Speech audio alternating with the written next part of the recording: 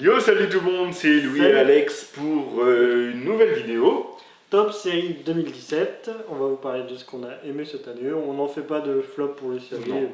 c'est bon, on préfère se focaliser sur le positif. Donc on va vous d'abord, comme d'habitude, des quelques mentions spéciales et après un joli top 10 des familles. Alors, on va commencer par les Mention spéciales spéciale. de Louis. De moi.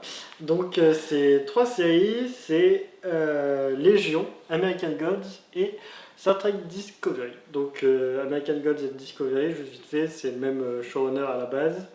Et du coup, voilà, c'est Bryan Fuller que j'adore, donc vraiment regardez. Tout n'est pas parfait dans ces trois séries que j'ai mentionnées, mais elles ont un côté où vraiment les trois sont différentes de ce qu'on a l'habitude de voir. Ils ont tenté des trucs, donc vraiment, n'hésitez pas. Et Discovery, c'est sur Netflix, donc c'est plus simple si vous voulez. Voilà, donc on va commencer. 10e position pour moi, c'est 13 Reasons Why, dispo sur Netflix. C'est une série teen drama, mais plutôt hardcore, vu que c'est comment les événements qui ont mené au suicide d'une lycéenne. Et du coup, c'est principalement des flashbacks, et on voit petit à petit ce qui a mené à son suicide. Et parce qu'elle laisse des cassettes aux personnes qu'elle juge un peu responsables à divers degrés de son suicide. Et c'est une série qui parle de plein de sujets importants. C'est assez hardcore, surtout vers la fin. C'est vraiment, il y a même des messages de trigger warning pour prévenir les sujets assez hardcore dont ça parle vers la fin. Et au début, j'étais pas trop fan, mais vraiment vers la fin, t'es vraiment emporté par les personnages, tu t'es vraiment attaché. Donc c'est vraiment une série, je vais le redire, importante, et n'hésitez pas à vous faire votre propre avis. Très bien. Pour moi, du coup, rapidement, c'est Santa Clarita's Diet de Netflix. Donc une série que j'ai trouvé vraiment très sympathique. Comédie, gore, c'est très sympa, ça change beaucoup. J'ai trouvé que les personnages étaient très bons, l'histoire est sympa. Il y a Carlos de Desperate Housewives dedans, et ça me fait plaisir de le revoir. Oui, et l'héroïne, Et c'est Drew Barrymore, que c'est j'aime ça, beaucoup aussi. qui a la classe. Et voilà, je trouve ça décalé, gore et rigolo, donc Ouais. je conseille clairement. Donc vite fait, en fait, c'est une mère de famille qui, suite à une maladie chelou, ne peut manger que de la viande humaine, ce qui est problématique dans la société d'aujourd'hui. Et donc on va suivre un petit peu toutes ces histoires. Alors du coup, en 9e position pour moi, c'est Homeland saison 6, une saison très intéressante qui parle de plein de sujets qui se passent à New York. On change un peu le décor habituel de Washington ou de pays du Moyen-Orient. Donc, c'est super, c'est vraiment super intéressant. Ça parle au début principalement de comment les musulmans sont pas mal discriminés là-bas. Et justement, elle a changé de boulot, elle est dans une association qui arrive pour les aider juridiquement, c'est super intéressant. Et puis évidemment, les conspirations sur le sol américain pour des gens censés être gentils et américains qui veulent détruire des trucs. Et justement, c'était une saison qui avait fait parler d'elle parce que justement, il y avait une présidente. C'était un peu à l'époque où ils pensaient qu'Hillary allait être élue. Et au final, ils ont assez retourné le truc vu qu'elle commence par être gentille. Et puis petit à petit, en fait, c'est Hillary Clinton qui devient Donald Trump. Et c'est l'évolution se fait subtilement et c'est vraiment génial. On voit pas les twists venir encore une fois.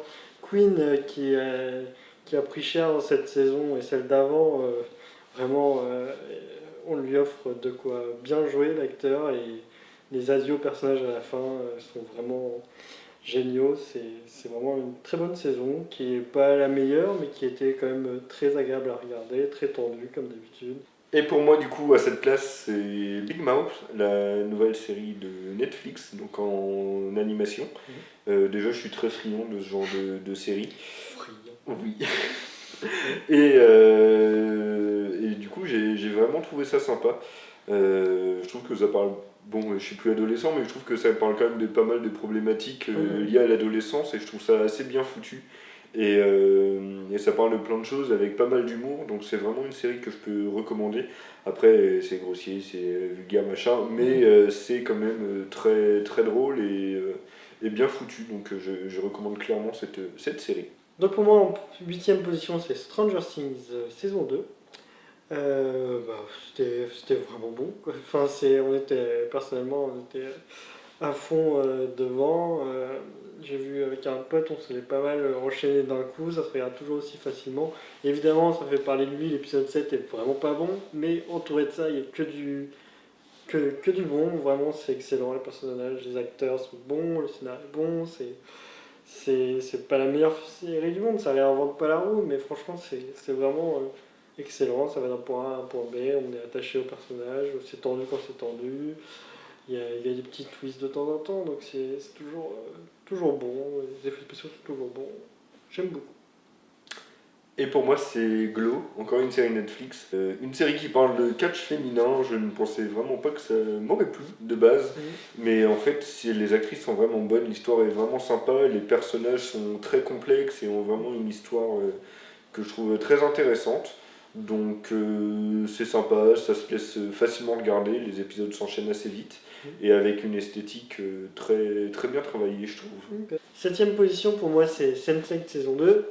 Alors, Sense8 saison 2, c'était vraiment toujours aussi excellent. Vraiment, quel plaisir de revoir ces persos.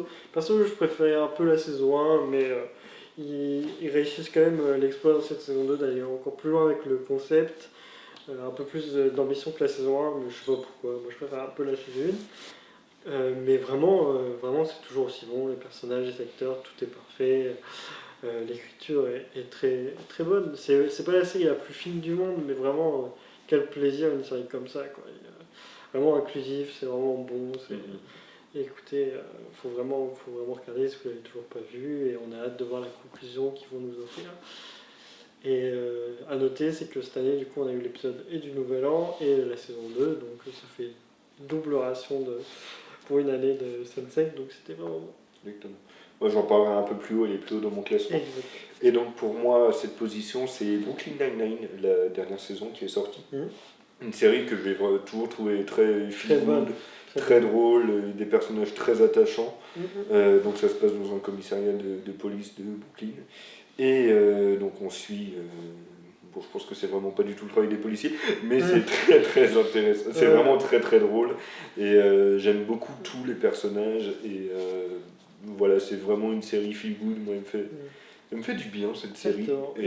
elle se regarde très vite, des petits épisodes de 20 minutes, je recommande beaucoup cette série. Sixième position pour moi, How to Get Away with Murder, je crois qu'il y a là-dedans saison 3, saison 4, les demi-saisons, tout ça, enfin bref. Tout là-dedans est génial tous les ans, donc quoi qu'il arrive, quel que soit l'épisode sur lequel on tombe, c'est excellent, c'est toujours parfait, c'est toujours une tension constante, les flash forwards sont toujours parfaits, mais ce qu'ils ont fait dans la saison 3, c'est dingue, c'est génial, c'est vraiment faut regarder, c'est l'émotion qu'ils ont mis dans cette saison 3, les twists qu'il y a eu, ça a changé la série. La saison 4 qui a commencé là est vraiment différente, et c'était déjà bien avant, mais là c'est toujours aussi bien, ça parle de sujets importants aussi, c'est vraiment trop bien. Vraiment, faut vraiment pas hésiter, il y a les 3 premières saisons maintenant sur Netflix, donc faut vraiment pas hésiter à continuer.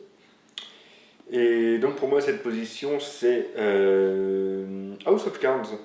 Du coup la dernière saison, c'est ça, qui est très bonne, qui annonce aussi du très bon. Du lourd, ça va être très très lourd. La dernière saison va être dingue. Avec Claire ça va être parfait. Exactement. Donc c'était une très très bonne saison qui est très prenante encore une fois. Donc très bonne saison dans la continuité de la saison 4. Qui donne de plus en plus de place à Claire. Bon, j'en parlerai après. Oui, et du coup ça tombe bien parce que... Kevin Spacey s'est enlevé pour lui et viré du show, donc c'est parfait. Claire est la meilleure. Ça n'empêche pas qu'il était très bon dans la série, mais c'est une raclure, donc on n'accepte pas dans la série. Et du coup, saison 6 qui sera la dernière avec Claire Underwood, ça va être parfait. On a 5e position, du coup, pour moi, c'est Mindhunter, série de David Fincher, et d'un autre, mais je ne sais plus qui c'est.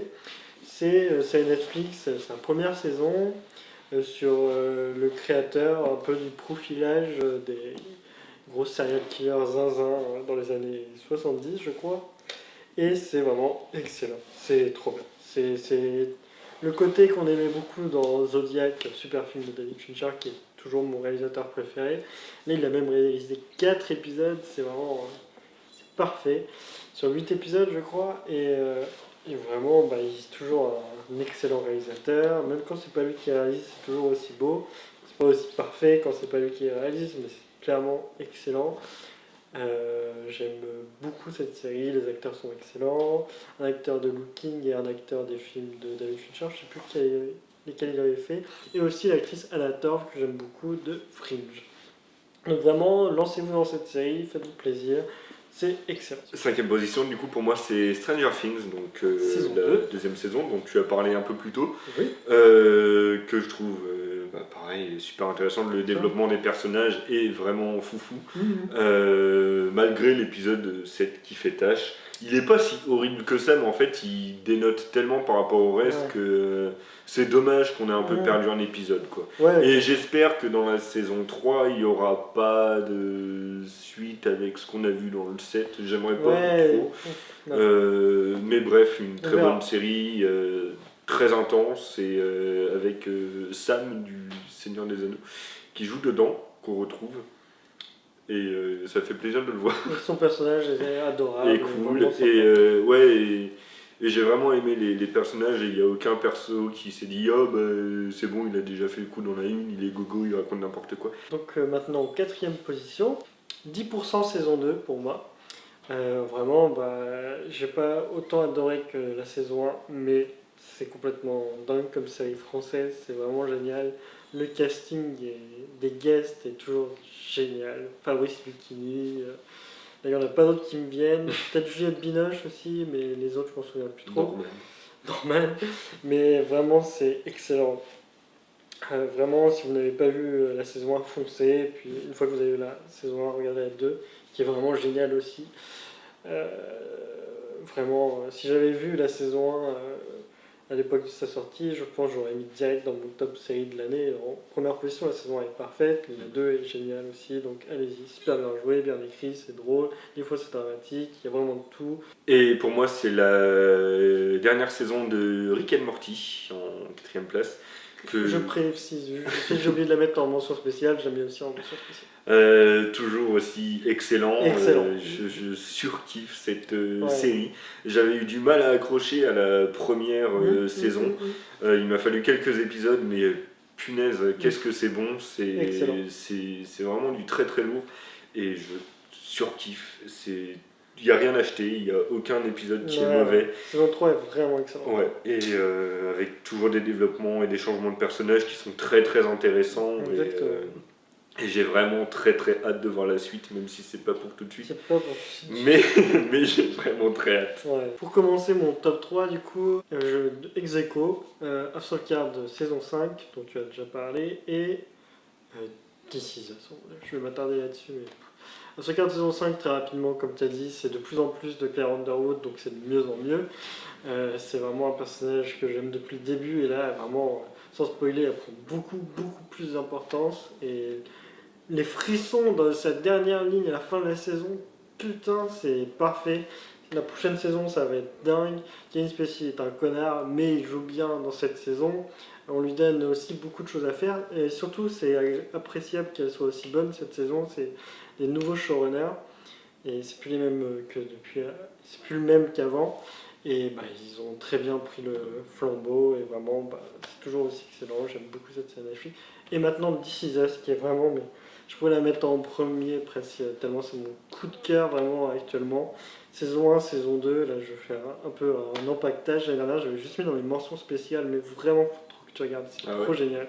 C'est un drama familial, mais il y a aussi de la comédie, mais c'est vraiment, mais ça, sur toutes les générations d'une famille, c'est excellent. Chaque épisode, il y a de l'émotion, il y a de l'humour, il y a tout. Les acteurs sont parfaits, ils ont des prix aux Golden Globes, aux Emmys, mais c'est complètement mérité. Ça parle de plein de sujets importants.